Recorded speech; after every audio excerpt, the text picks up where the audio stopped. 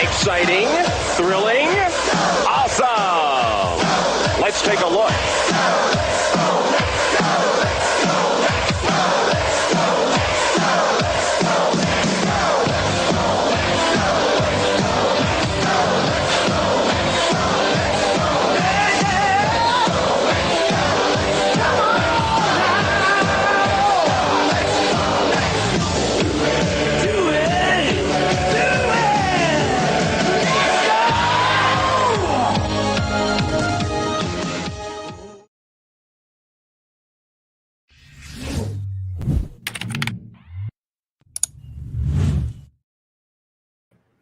What's up, Mets fans? Welcome back to Talkin' Mets with Rob. And boy, oh boy, do we have a lot to speak about today on this Monday morning, May 8th.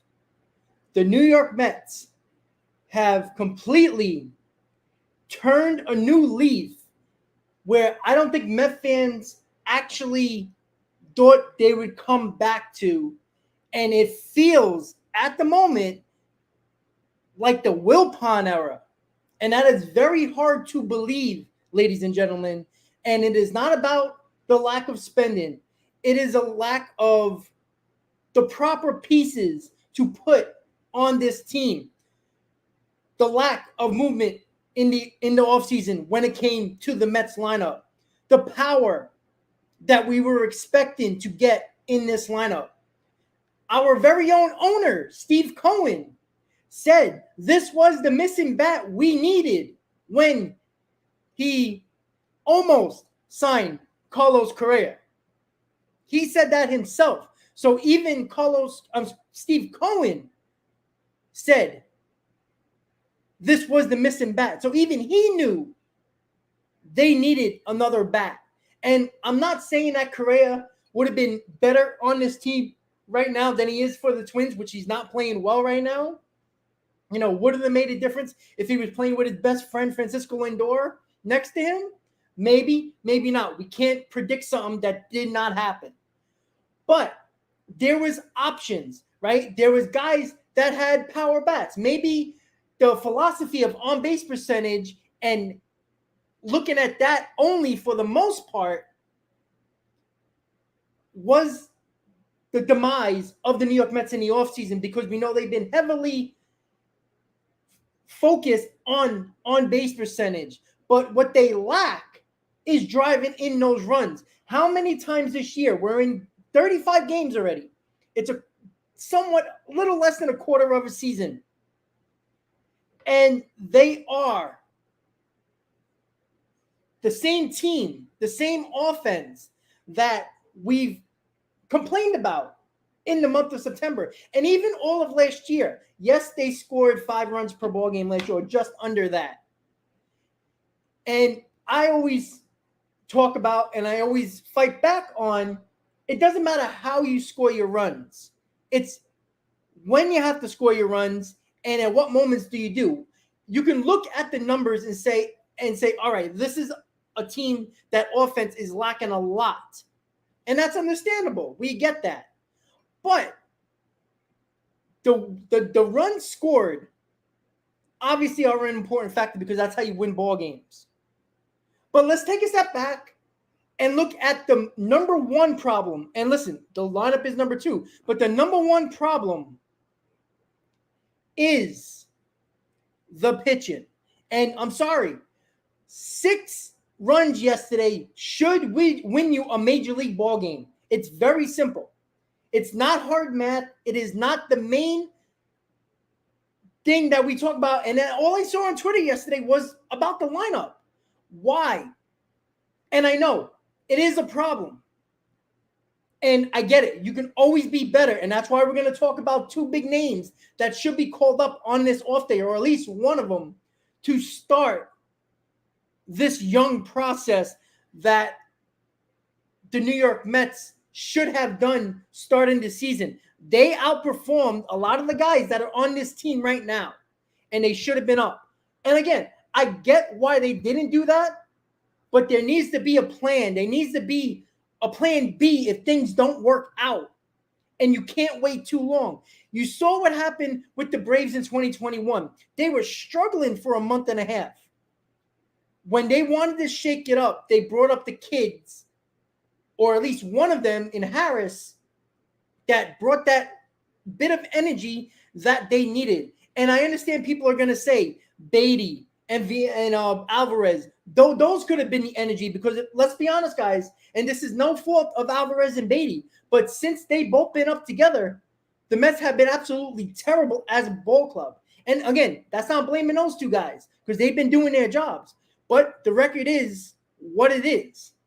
And as I said, for the people who were clamoring to bring up these young kids, would you rather lose with young kids, or would you rather lose with the team that were mostly veterans? Because at this point, we are losing with or without the young kids. So you're going to have to go through the growing pains. And I know Beatty went through the growing pains for a second. Alvarez as well. And they're looking like they're becoming Major League Baseball players. And Beatty is going to be a star. You can just tell that he is confident. He's getting better day by day. And, Grant said it in the chat. Why don't the Mets do what the Braves do, or the other teams that want to lock up the young kids? Why don't you give them a team-friendly, nice contract that he can't really turn down? Go to Beatty and say, hey, listen, how about 8 years, $90 million, 8 years, $100 million? Or, something around the $10 to $12 million mark where you're paying this kid, buying out his arbitration years, and do it. Just, even if he says no, it shows your fans that you're trying to lock him up. You know what? Put a little pressure on Beatty, right? Don't put all the pressure on the Mets, because right now, Met fans are feeling like the Wilpon era. And that is the problem that we're having. And I'm not talking about money-wise. I'm talking about the lack of motivation to bring these kids up.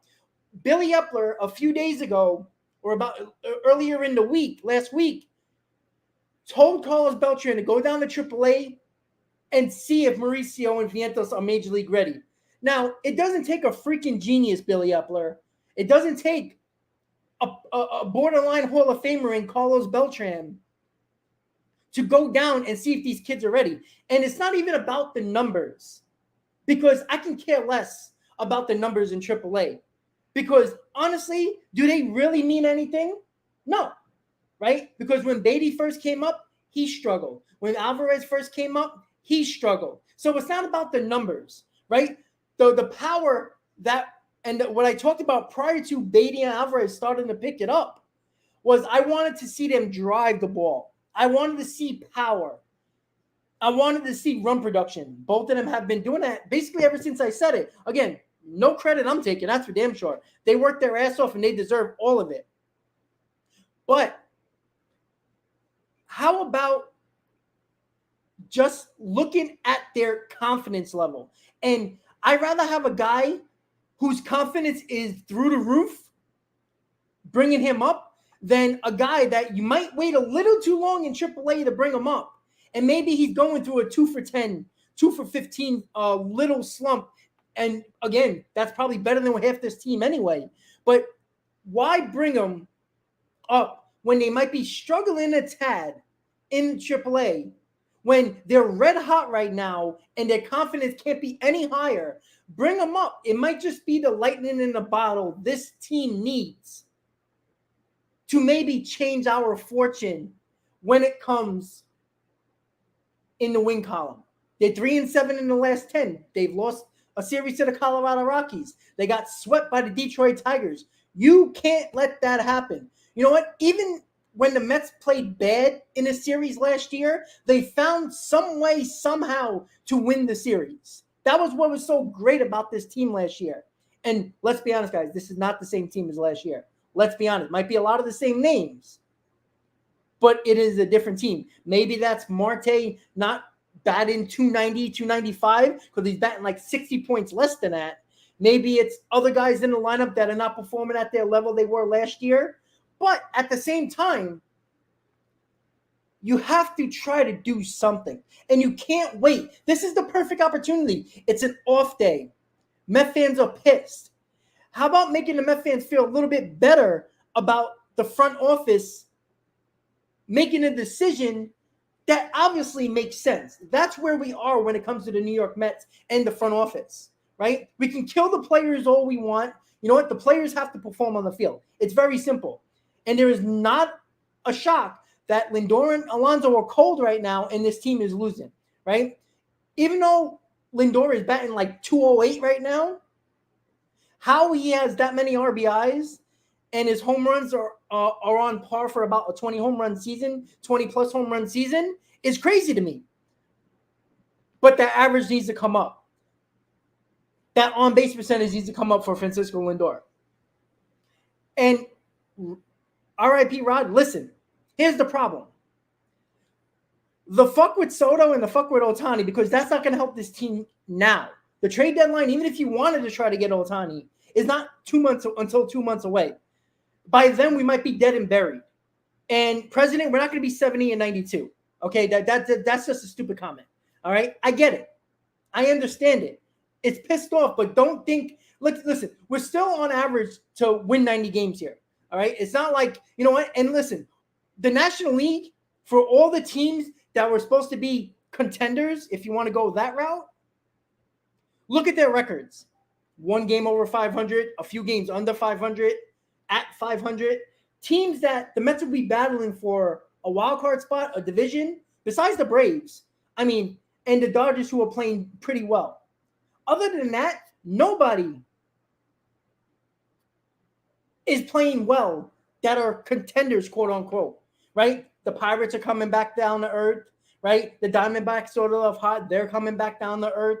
You know, the teams in the National League that you're worrying about that you're going to have to contend specifically for a wild card spot is the teams that are around where the Mets are right now. So the Mets are not dead and buried. What are they? A game and a half, 2 games out of a wild card spot, even if it's that much?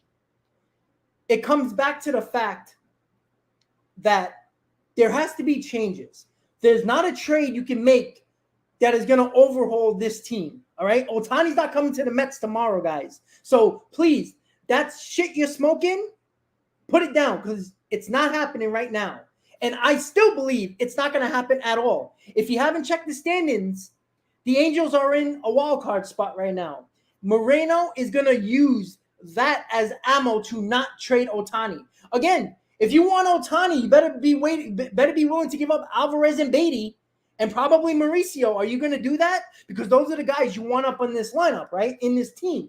Well, those guys are going to be ended up in Los Angeles for the Angels if you want Ohtani. So you're already taking guys that you need in your lineup for Ohtani. One guy, when you're removing 2 guys from your lineup, and Alvarez and Beatty and possibly Mauricio, How's that changing anything? Ohtani pitches every 5th day. Great. We might win that one ball game. Is he going to do that much damage offensively to put us over the top and put more wins in the win total? Probably not. And that is the problem. And this is what I said a week or two ago. All the people that want Ohtani but also want to bring up the prospects, well, great. But if their prospects are helping you, and again, I'm going to say this again, and this is no fault of Alvarez and Beatty. Since they've been up together, the Mets have had a losing record. Again, not their fault, but they are part of the team, right? A loss is a loss. 26 men on the roster is still a loss and is still a win compared to the team. So it's a whole loss. It's not like, oh, well, Beatty's playing well, so we should be happy about that. Fuck that. I want to win. I don't care. Beatty can bat 400 with 30 home runs. If we're still losing, it doesn't fix the issue, right? That is the problem. That is the issue that I keep on talking about. Again, for all the people that want the kids up, we're still losing, so you must be happy, right? Because where are the people that were saying 2 weeks ago, hey, bring the kids up. I'd rather see them lose than veterans lose. Bullshit. Because you will still be complaining that we're losing, all right? That is the problem that I continue to talk about with people. Stop saying, I'd rather lose with these players. No, that is a loser's mentality. Don't watch the games if you would rather lose with prospects, because I'd rather win with anybody. I don't care what your name is. I don't care how long you've been in the league. I want to win. This team has not won since 1986, before I was born.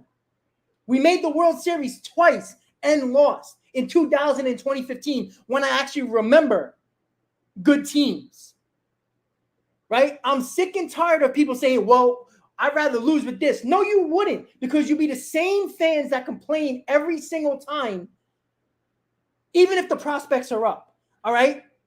There's too many times where the prospects have come up in years past, many years ago, Generation K. Remember Generation K 2.0 with Harvey and DeGrom and Syndergaard and Matz? That flamed out rather quickly, didn't it? Right? When the Mets had pitching prospects,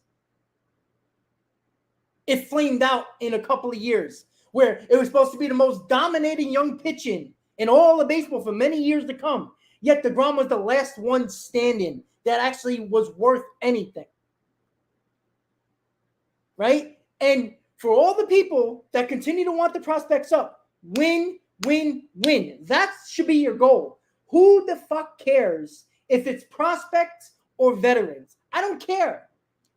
If Scherzer finally founds the fountain of youth and starts pitching better, are you going to really care that he's 39, 40 years old? You're not. Because for anybody who did not want Max Scherzer, you're lying to yourself. Look in the mirror on that day when we signed Max Scherzer.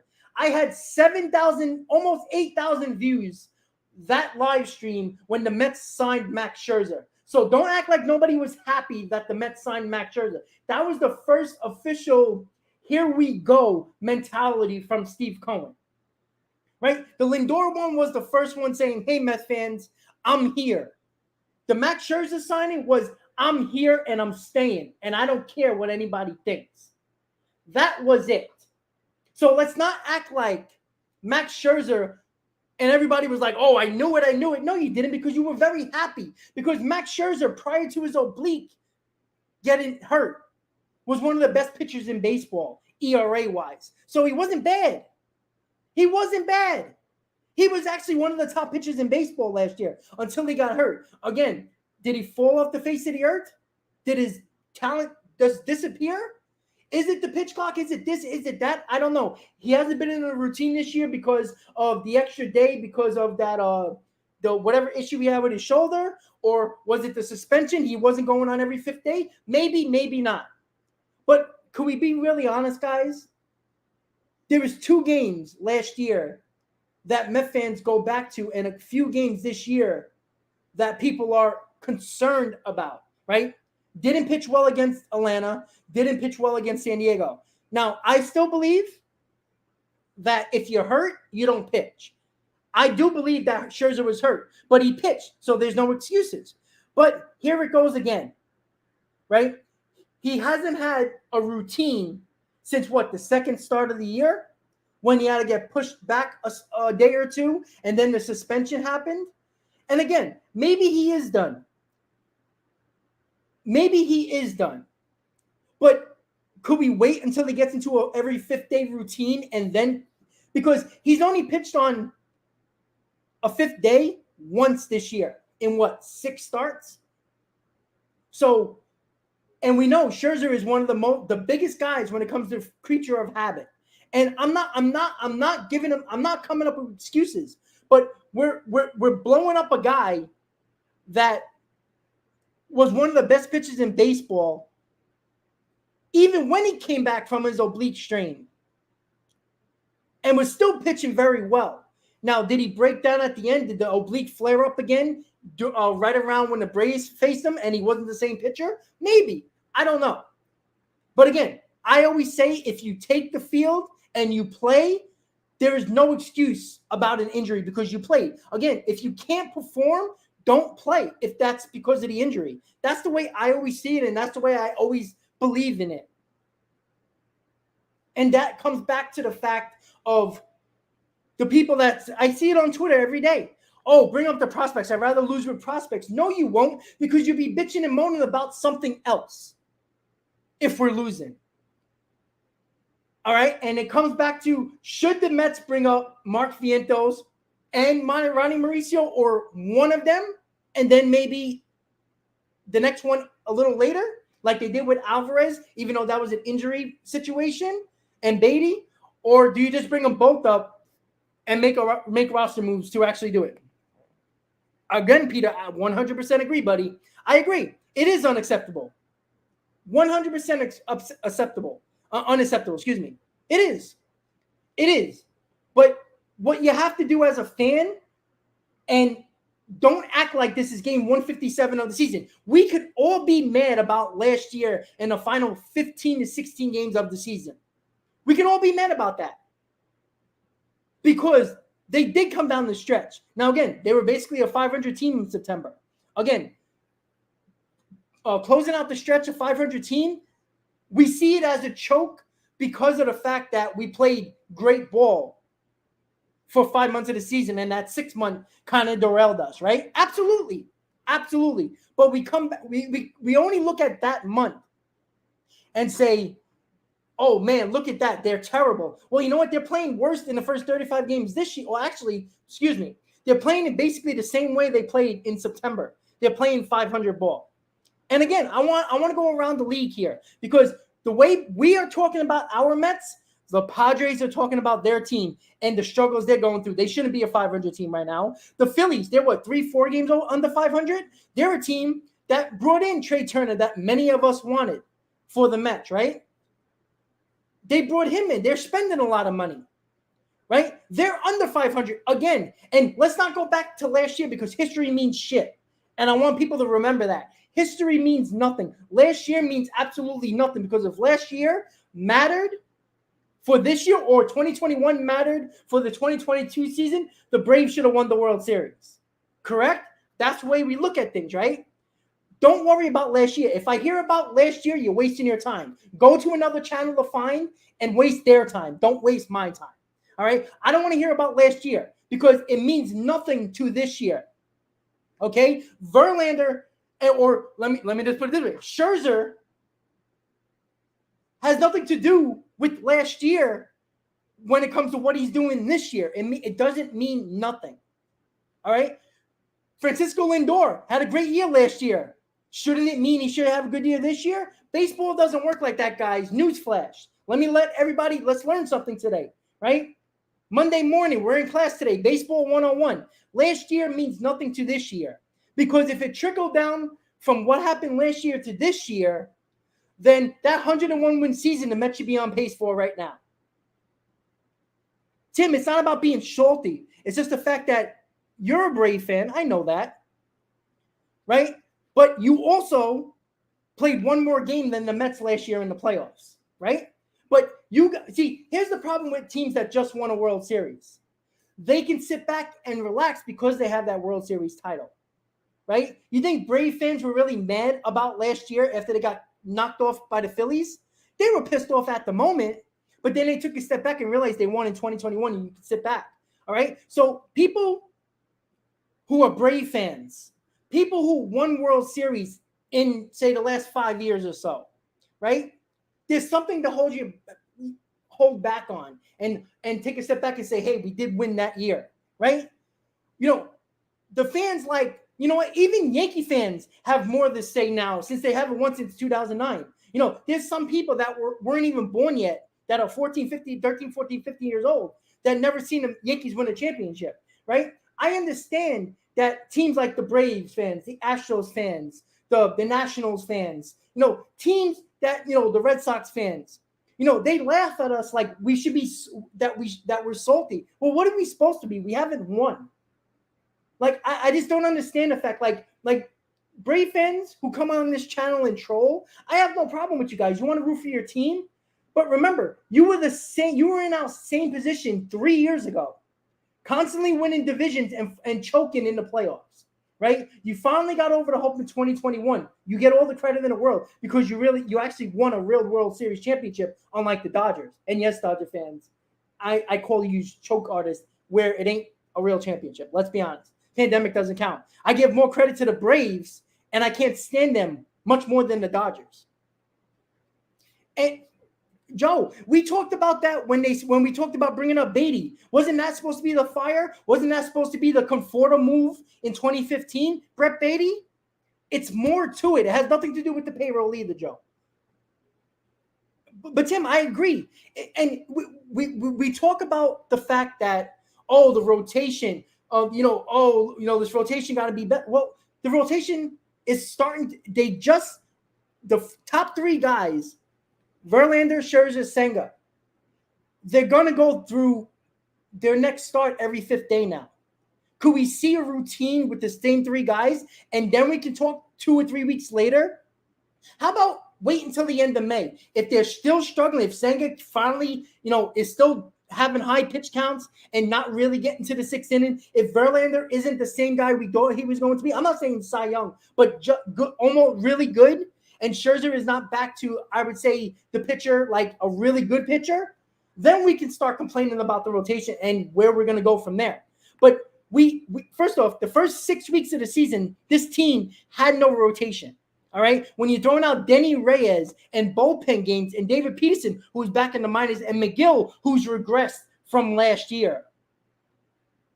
How this team is 500 should be a blessing that this team is 1 game under 500. That's what we're looking at here. And Ken, I'm glad you bring that up. It is becoming mental mistakes now. With Vogelback overrunning the bag for no apparent reason. Right? The bad defense, where the first 25 games of the year, the Mets didn't even have an error, a team error. Yet they had more errors in Major League Baseball over the last 10 games. That's not who the Mets are. The Mets are a really good defensive team, yet they had the most errors in Major League Baseball over the last 10 games.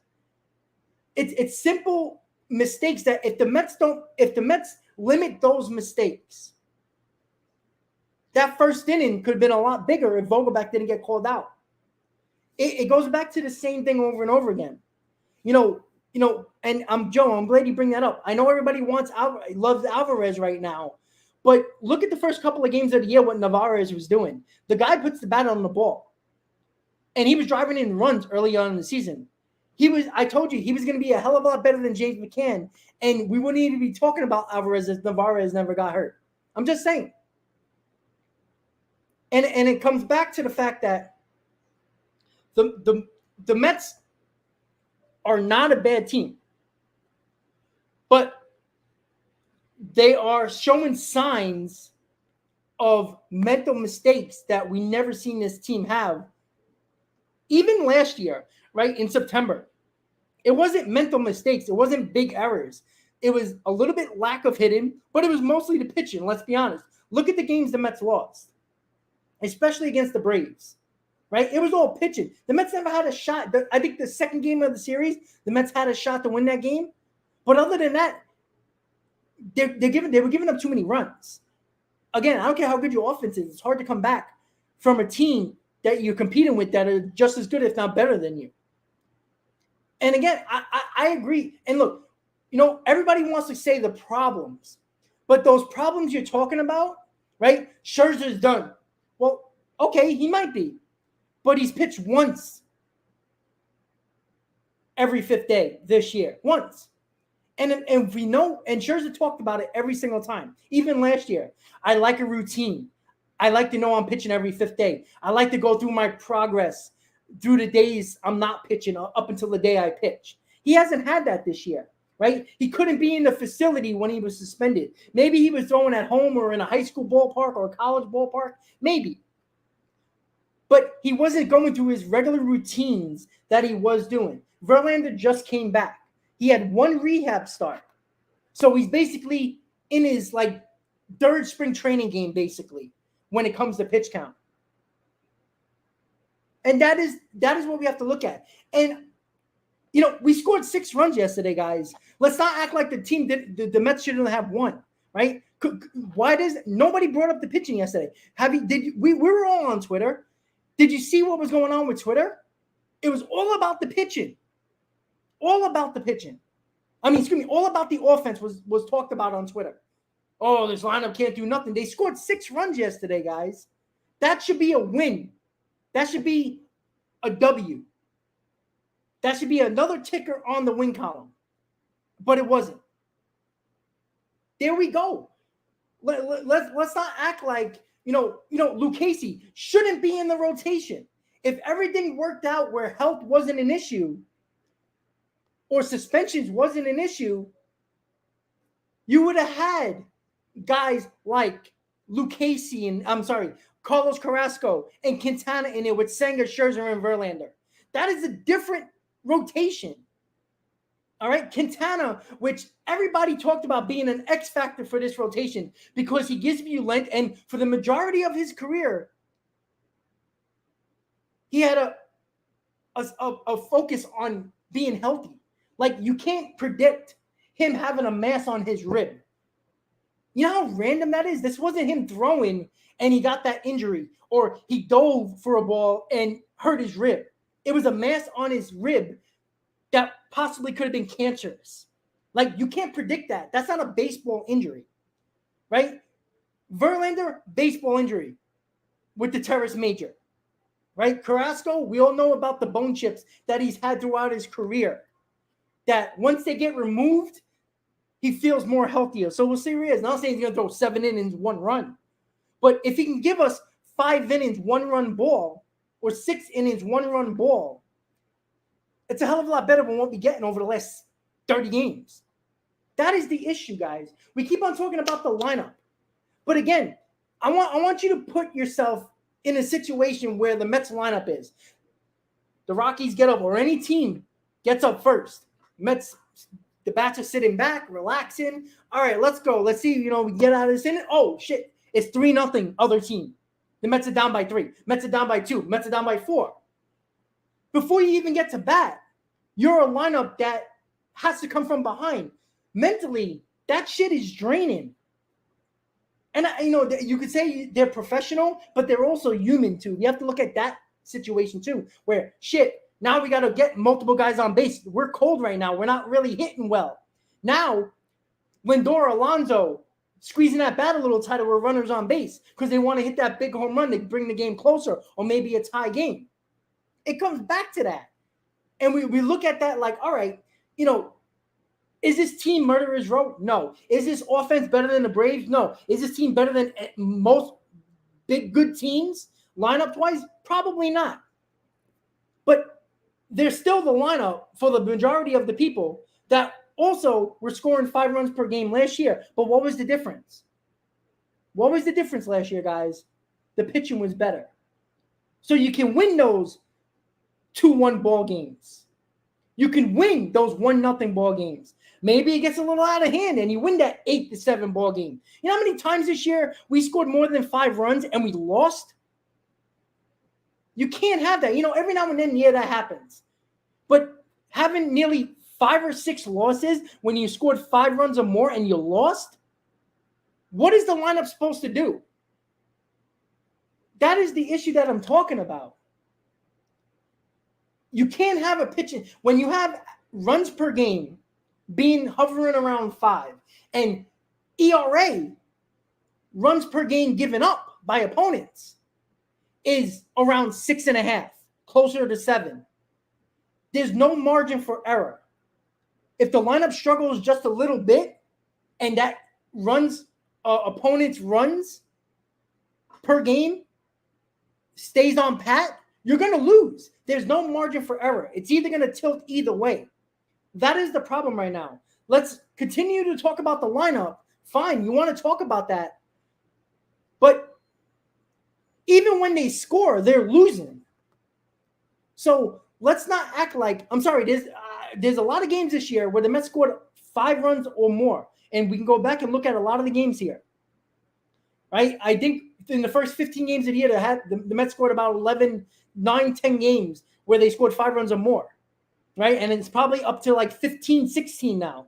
When more than half of your games are 5 runs or more, and you're still losing, and you're on a record where you're 1 game under 500 or hovering around 500, why are we focusing in on the second reason that the Mets are losing? Because there's games where right away, and I talked to Joe, I talked to Grant, we talk to other people that are on this channel all the time with me. We talk all the time on Twitter, Instagram, Facebook, everywhere. Text messages everywhere. Ken, email, all this stuff. Right away, we always bring up the pitching because the pitchers are giving up runs in the first 4 innings. The Mets have been outscored nearly 30 runs in the first 4 innings. That is not the lineup's fault, guys. And that is with the Mets scoring runs. In the first 4 innings, the Mets are being outscored by nearly 30 runs. You can't win that way. The pitching has to be better. And again, give this pitching rotation 2 starts apiece. Now, Verlander just came back. So this is his first official start where you're going to see probably 90-plus pitches. Because he had, 79, 80 his last start. Same thing with Scherzer. Scherzer pitches tomorrow. Want to see something for Scherzer. It's the 5th day now. You went through your routine. No fucking excuses. Same thing for Verlander. Let's go. You're back. 2nd start. This is your 3rd start from your rehab. You're starting now. Senga, build over that last start against the Rockies. 6 innings, 1 run. 6 innings over, right? That's what you got to do. Build from it. Carrasco is going to be coming back. So 4/5 of your rotation is basically back. Going through a routine now. Let's go. But when it comes for yeah, exactly, guys. We have not scored in the first inning either, which is another issue. But that's why I still believe that secondary problem is the lineup. Because if the Mets pitching, if the runs per game for opponents go down a 1.5, maybe even 2 runs to 5 runs per ball game, I guarantee the Mets are going to win more ball games. No, I wouldn't take Budo, Lucchesi, or Petey. I don't want none of them. They should be in the minor leagues just in case for depth. You know, if you got a doubleheader and you don't want to throw another guy out there, you got to throw them into a doubleheader or something like that. That's what they're there for. They're not here to be mainstays in this rotation, including McGill. Get him out. When Carrasco comes back, now McGill's probably going to stay because he's been better than Lucchesi. He's been better than Peterson, so he might be the 5th guy once Carrasco comes back.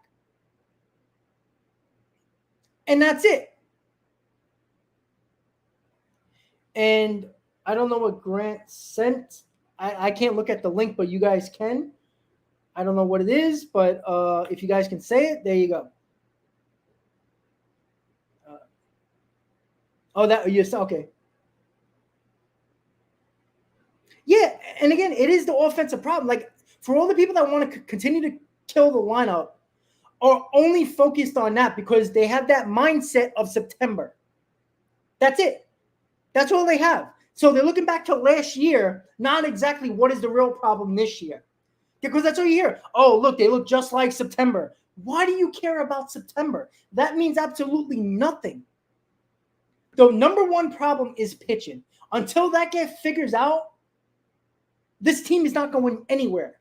They can score 7 runs per ball game. They're still giving more than that. That is the problem. 6 runs yesterday. You should have won that ball game. You know what? Let's talk about Buck bringing out Tommy Hunter. Bringing out guys like that. When you had a 1-run lead or you were down by a run. Buck has that issue as well, where you might be down a run or down 2 runs, and it feels like he gives up the game because he's bringing in the back of his bullpen. Oh, let's not use Smith and Robinson and Ottavino. Let's give up this game. Let's not use our big guns. It's basically saying, hey, let's not give any chance to our lineup. That's what it felt like yesterday. Oh, clutch plays of Lindor, yeah, it was probably a ton, especially basically all year for him.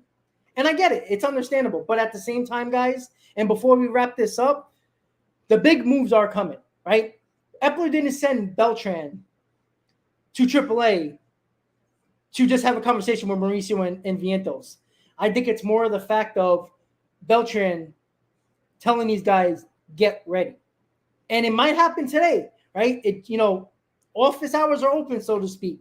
I do have a feeling that one, if not both, you're going to hear news today, just like Beatty on the off day when we knew he was coming up.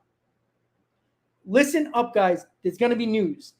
Vientos or Mauricio are going to be called up today, one of them at least. And no, I did not see the Correa interview, but I actually was just about to read before I went live. So, once again, guys, big moves are coming. If not today, maybe tomorrow. We'll see. Right? Because Beatty was called up the day of the game, early in the morning, right? With that said, guys, continue the support I know you will give to this team. Criticize all you want, just like I do. But don't give up on this team yet, guys. All right, 35 games into the season. Don't be a bandwagon fan. Don't be a guy that jumps off the bandwagon because things are not going well. All right? You're not fans if you do that. And I don't believe you guys are not fans, because I know you guys are. I know you're passionate. I see it in the text on Facebook and Instagram, Twitter, all over the place. Let's go, baby. We got Cincinnati. We got the Nationals for the next 7 games on the road. Let's get it done. Let's get back in the win column. We got Scherzer. We got Verlander. We got Senga in Cincinnati. Let's do some fucking damage. With that said, guys, Mauricio, Vientos, watch out today or early tomorrow morning about one of them or both of them getting called up. And we'll see the roster moves and who they will replace on the 26-man roster. With that said, guys, everybody have a great day. I'll see you later tonight. The Shea Bridge Show with me and Hayden. We're going to have a lot of discussions and a lot more rants. So later tonight, 7 p.m. tonight, Hayden, me, the Shea Bridge Show. Everybody have a great night. See you later tonight. Enjoy your coffee. Enjoy your breakfast. If you're at work, don't work too hard. Let's go Mets, guys. I'll see you tonight, 7 p.m. with Hayden, the Shea Bridge Show. Have a good day, guys.